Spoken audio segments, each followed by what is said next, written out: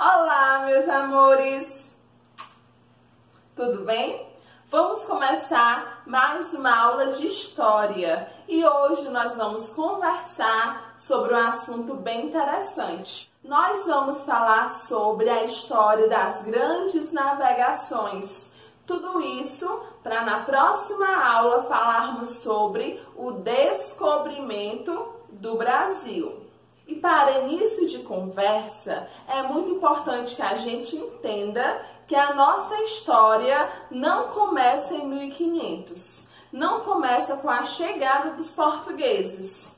Isso porque antes deles já existiam centenas de índios morando aqui e eles já tinham a sua cultura, já tinham a sua história. Infelizmente, a diferença é que eles não tinham conhecimento escrito para registrar a sua história. As histórias vividas por eles eram passadas oralmente e com a colonização muitos morreram, muitos mesmo, e essa história se perdeu. Por isso que todas as vezes que a gente vai falar sobre a história do nosso país, a gente quase que obrigatoriamente tem que falar de Portugal. Um país desse tamanho aqui da Europa, que era enorme em poder na época. Então vamos viajar para a Europa e conversar como era a realidade dos europeus no início das grandes navegações. Neste tempo, e olha que a tia está falando dos séculos 14 para 15 depois de Cristo. Nesse tempo, toda a Europa tinha um interesse grandioso em uma mercadoria. Qual é, tia? Especiarias. O que são as especiarias? As especiarias, minha gente, são os temperos, principalmente a pimenta. Mas por que aquele continente inteiro tinha interesse nisso, tia? Porque antigamente, é bem importante relembrar que não se existia geladeira. Então as pessoas comiam muitas vezes ou carnes extremamente salgadas ou carnes já estragadas. Isso, carne estragada. E com isso, gente, por não ter geladeira, por não existir formas para a conservação destes alimentos, havia lá na Europa muito desperdício e muita fome. Mas aquelas pessoas tinham bom gosto alimentar, por isso que elas procuravam tanto as especiarias para amenizar aquele gosto sem gosto daquelas comidas, entendeu? Então, principalmente a pimenta, o açúcar, o gengibre, o noz-mostarda, cravo, a canela, eram especiarias altamente procuradas por eles para dar um sabor diferente nas comidas. Então, todas as pessoas buscavam especiarias, ou melhor, todas as pessoas ricas buscavam especiarias. Isso porque as especiarias não existiam na Europa. As especiarias vinham da Índia e por vir de longe, elas se tornavam muito caras. E naquele tempo, como era o comércio das especiarias? Bem, a Itália, que também é um país lá da Europa, ela fazia essa comercialização. E quando eu falo na Itália, eu me refiro a duas cidades em especial, a Gênova e a Veneza. Ou seja, os genoveanos e os venezianos, eles fizeram um acordo com os árabes. Os árabes lá da Ásia traziam as especiarias até o mar Mediterrâneo. Eles pegavam essa mercadoria, colocavam um lucro em cima do valor que eles compravam e eles distribuíam depois para toda a Europa. Ou seja, quando Portugal comprava essa mercadoria, ela já estava com um valor altíssimo. Então, desde sempre, Portugal sonhava em comprar esses produtos direto da fonte, direto da Índia, certo? Agora existia um grande problema.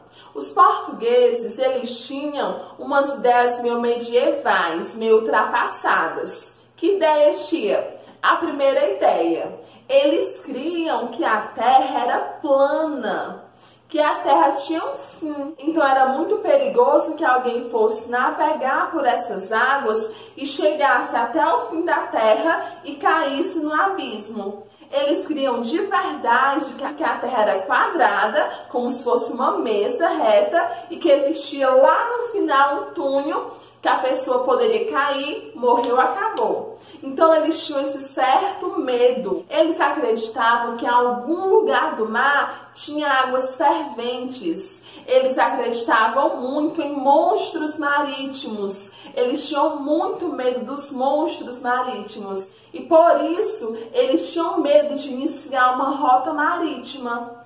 Por outro lado, eles também tinham a ideia que no marzão de meu Deus existia um paraíso. Existiam sereias, belas mulheres. Então, muitos portugueses, eles realmente queriam buscar o desconhecido. Eles tinham curiosidade e vontade pela aventura, tá? Só que por enquanto eles não iniciavam essas rotas. Mas o fato, minha gente, que existiam mais interesses para que essas rotas de navegações acontecessem. Primeiro, a gente deve saber que os transportes marítimos eram praticamente os únicos que levavam e traziam as mercadorias naquela época. Então, com isso, se Portugal se atrevesse a enfrentar esse desconhecido mar e conseguisse chegar à Índia, ele ia conseguir pegar as especiarias muito mais baratas. Mas não é só isso não. Todo mundo tinha interesse que essas rotas acontecessem. Os comerciantes, por exemplo, se isso acontecesse, eles iam abrir novas rotas para o seu comércio, levar mercadorias deles, trazer mercadorias diferentes. Isso seria uma atividade altamente lucrativa, não é verdade? Para o rei de Portugal, também existe um interesse interessante, que o rei, nessas expedições marítimas, ele ia encontrar terras, possuir terras, ganhar territórios e expandir o seu poder. A Igreja Católica também tinha interesse nessas rotas, porque sempre nas navegações iam representantes da igreja, com a finalidade de catequizar as pessoas, de cristianizar as pessoas, ou seja, divulgar a sua fé. E com isso, esses religiosos acabavam ocupando cargos de confiança do rei. Então isso era muito bom para os líderes da igreja, para os padres, né? E etc. A população comum também tinha interesse que essas rotas acontecessem, porque eles indo buscar as especiarias vinham de forma mais acessível, em maior quantidade e em menor valor. Só quem não ganhava nada com isso eram os empresários agrícolas, porque as pessoas começaram a ter um sonho de migrar para esses lugares descobertos pelos portugueses em busca de vida melhor. E eles sempre perdiam mão de obra, por isso que para eles não era nada vantajoso. Mas o fato é que desde muito cedo os portugueses começavam a se organizar para enfrentar o mar. E Portugal foi o pioneiro nas grandes navegações, porque em 1453 aconteceu uma coisa um tanto desagradável. Os turcos tomaram a cidade de Constantinopla e começaram a impedir o comércio de especiarias e a entrada de navios pelo mar Mediterrâneo. Com isso, gente, toda a Europa ficou muito preocupada, principalmente Portugal, porque a sua economia ficou muito abalada. Então, eles já tinham tanto de interesse em começar as grandes navegações. E agora eles tinham motivo a mais para realmente eles mesmos ir até a Índia buscar suas próprias especiarias. E como eu falei, Portugal foi o pioneiro nas grandes navegações. Isso porque também eles tinham lá em Portugal uma monarquia bem consolidada. Quando a tia fala em monarquia, ela se refere a uma forma de governo onde o rei e a rainha têm todo o controle, todo o poder. E consolidado é uma coisa firme, segura, né? Então Portugal tinha uma coroa portuguesa bem consolidada, bem firme. E o rei, que na época era Dom João de Avis, ele realmente investiu nas grandes navegações. E outra, a posição geográfica de Portugal era muito favorável. Isso porque Portugal ficava na beirada da Europa e por ali passava excelentes correntes de água que facilitavam nas navegações deles. Então os portugueses começaram a desenvolver as naus, que eram os navios, as grandes embarcações e o diferencial, minha gente, eles construíram as caravelas. Esse foi o marco das grandes navegações. Tia, mas o que são as caravelas? As caravelas eram barcos relativamente pequenos, leves e ágeis. Tinham velas triangulares que possibilitavam navegar contra o vento. Em casos de ataques, elas podiam mudar rapidamente o seu curso e entrar facilmente em rios e navegar em águas rasas. Isso era a grande diferença entre as caravelas e os navios mercantis, que eram maiores, mais pesados e mais difíceis de manobrar. Vale ressaltar também, minha gente, que para a Europa, naquele século XIV para o século XV, para eles só existiam 3 continentes. Era a Europa, que era o deles, a África e a Ásia. Por isso que eles tinham uma visão limitada da Terra e achavam que a Terra também era limitada. Por isso que a ideia da Terra ser plana e cair no abismo fazia todo sentido para eles. Mas não era só as caravelas que os portugueses tinham conhecimento. Eles também já conheciam algumas técnicas e instrumentos de embarcações, como por exemplo, o astrolábio, que era um instrumento naval antigo, usado para medir a altura dos astros acima do horizonte, a bússola, composta de uma agulha magnetizada na horizontal, suspensa pelo centro da gravidade e apontava sempre para o norte, que ao seguir a direção do centro magnético da Terra, facilitava na orientação dos navegadores. E eles também já tinham conhecimento da cartografia, que é a ciência que trata da concepção, produção, difusão e utilização dos mapas. Então, minha gente, como não veio mais especiarias para os portugueses, e com esse tanto de vantagem para se começar uma rota marítima e com a construção das caravelas, Portugal teve uma ideia.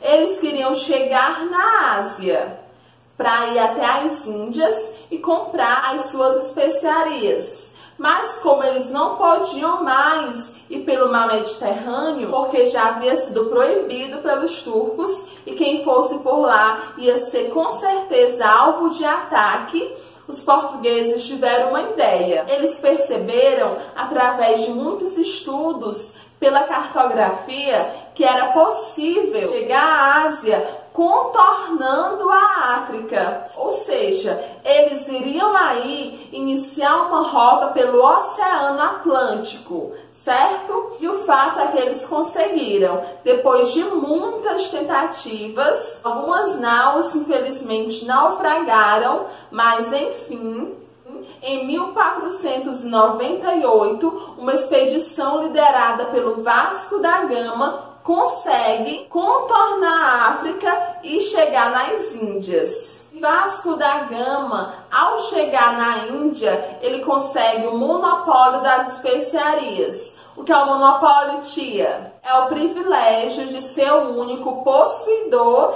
de uma determinada mercadoria. Ou seja, Portugal passou a ser o único possuidor. Agora, toda a Europa, se tivesse interesse em continuar com as especiarias, iriam comprar agora de Portugal. Então percebam que a economia de Portugal a partir daí deu um salto, não é verdade? E desde então Portugal não parou mais. Ele começou a mandar mais e mais expedições para desbravar essas novas terras, esses novos produtos. Pedro Álvares Cabral e Cristóvão Colombo foram navegadores contratados pelas coroas portuguesas e espanholas para descobrir novas rotas para se chegar ao Oriente, porque era necessário manter o comércio com as Índias, onde eram compradas especiarias tão apreciadas na Europa. Nós vamos falar de Pedro Álvares Cabral na próxima aula, mas já de início a tia vai falar para vocês um pouquinho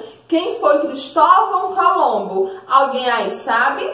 Sabem, né? Cristóvão Colombo foi o cara que, sem querer, descobriu a América. Não é verdade? Cristóvão Colombo era genovês e ele, desde os 14 anos de idade, ele tinha uma paixão pelas rotas marítimas. Ele cresceu, se tornou um brilhante cartógrafo e Cristóvão Colombo foi o primeiro homem a acreditar e a defender que a Terra era redonda e não quadrada, como muitos, ou melhor, como todos pensavam.